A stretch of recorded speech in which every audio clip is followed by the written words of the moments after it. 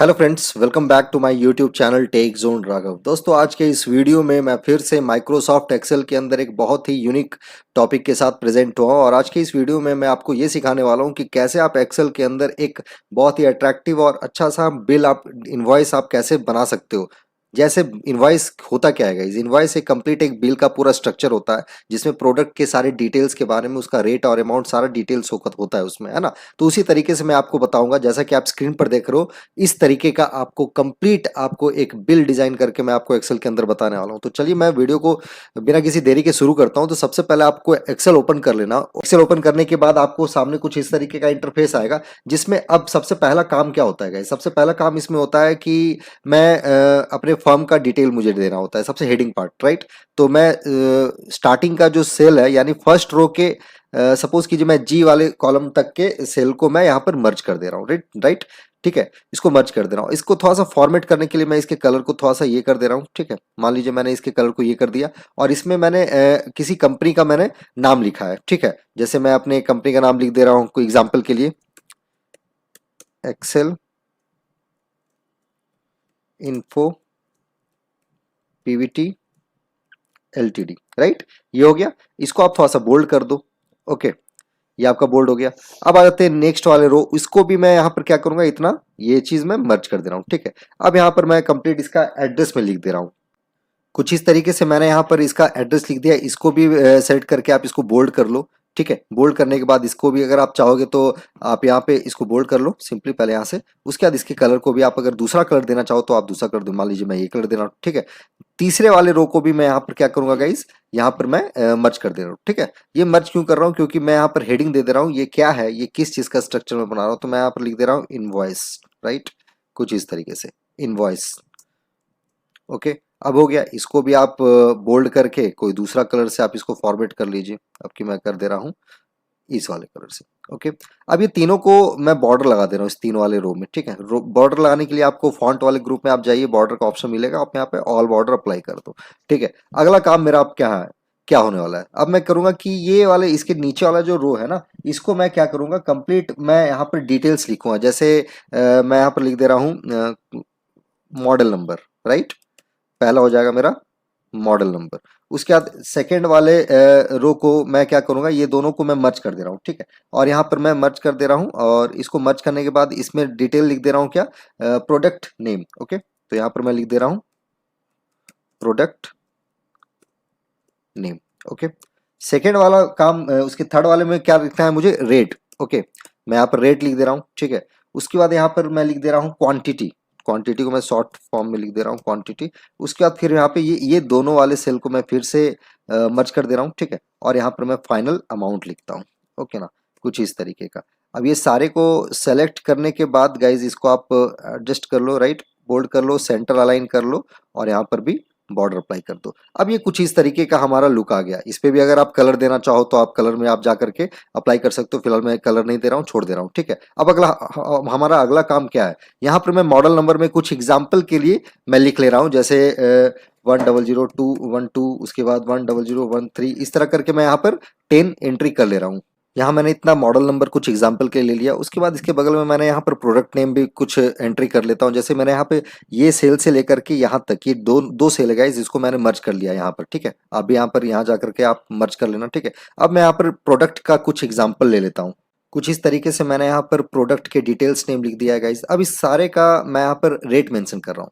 जैसे मैं एक एग्जांपल के लिए सीपीयू में लिख दे रहा हूँ 15,000 रुपीज, राइट। मॉनिटर में लिख दे रहा हूँ 8,000 रुपीज। आप समझ रहे हो, इस तरह से आप सारा आप मेंशन कर सकते हो सारे का रेट। ओके ना, कुछ इस तरीके से मैंने यहाँ पर सभी का रेट लिख दिया है सारे प्रोडक्ट का। अब यहाँ पे मैं क्वांटिटी में लिख दे रहा हूँ। ठीक है, कि ये सीपीयू है तो सीपीयू कितने क्वांटिटी में हमने ऑर्डर किया है या ऑर्डर लगाया है, राइट। तो मान लीजिए सीपीयू में लिख दे रहा हूँ 5, मॉनिटर में लिख दे रहा हूँ 10। इस तरह करके मैं यहाँ पे सारे डिटेल्स में यहाँ लिख दे रहा हूँ। ठीक है, कुछ इस तरीके से मैंने यहाँ पर सारा डिटेल लिख दिया है। अब देखो यहाँ पर अब इसको थोड़ा सा फॉर्मेट में कर लेता हूँ। फॉर्मेट करने के लिए थोड़ा सा गाइज इसमें सारे को मैं यहाँ पर क्या कर रहा हूँ, यहाँ तक मैं यहाँ पर बॉर्डर अप्लाई कर दे रहा हूँ सबसे पहले। ठीक है, ताकि ये हमारा कुछ इस तरीके का दिखे और मैं बोल्ड कर दे रहा हूँ। ठीक है, सारे प्रोडक्ट्स को, है ना। उसके बाद यहाँ पर मैं यहाँ पर सेंटर अलाइन कर दे रहा हूँ। ओके ना, अब ये क्या होगा, कुछ थोड़ा सा ज़्यादा खूबसूरत नजर आएगा। इसको और थोड़ा सा अट्रैक्टिव बनाने के लिए ये प्रोडक्ट वाले सेल को हम लेफ्ट अलाइनमेंट कर देते हैं, ठीक है, ताकि अब कुछ ज़्यादा अट्रैक्टिव लगे। ओके,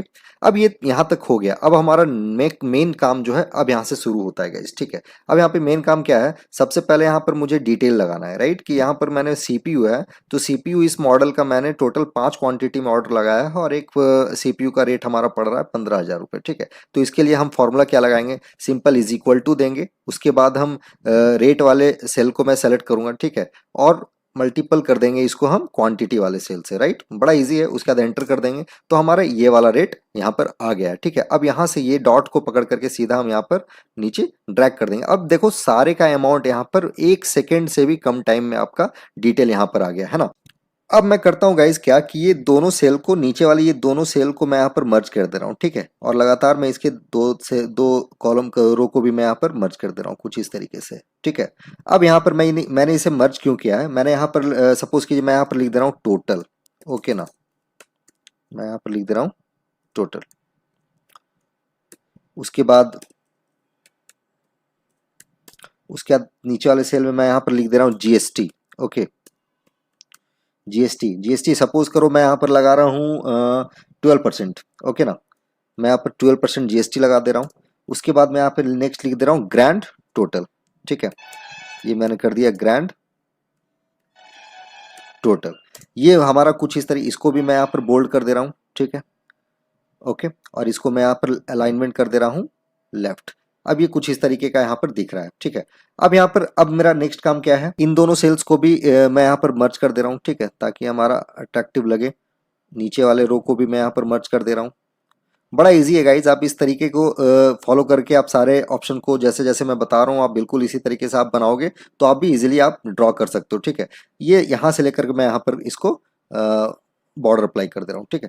अब यहाँ पर देखो ये काम तो मेरा हो गया। अब ये चीज क्या है, यहाँ पे टोटल का फॉर्मूला लगाना है, राइट, यानी कि ये टोटल यहाँ से लेकर के, यानी कि सीपीयू से लेकर के हार्ड डिस्क तक का टोटल अमाउंट क्या हो गया। तो बड़ा इजी है, आप पहले इसको सेलेक्ट कर लो, ठीक है, या फिर आप फॉर्मूला लगाइए इज इक्वल टू, ओके, उसके बाद लिख दिए सम, पैरेंथेसिस ओपन कीजिए और सारे सेल को यहाँ पर सेलेक्ट कर लीजिए यहाँ तक, ठीक है, ब्रैकेट क्लोज कर दीजिए, एंटर कर दी। ये देखिए टोटल अमाउंट हमारा यहाँ पर आ गया है, राइट। इसको भी मैं बोल्ड कर दे रहा हूँ। अब यहाँ पे जीएसटी का फॉर्मूला क्या लगता है गाइज, आप ध्यान से देख लो आपको समझ में आ जाएगा। अब टोटल तो मेरा निकल गया गाइज, अब मेरे को जीएसटी अब लगाना है, 12% जीएसटी कितना होगा, ठीक है।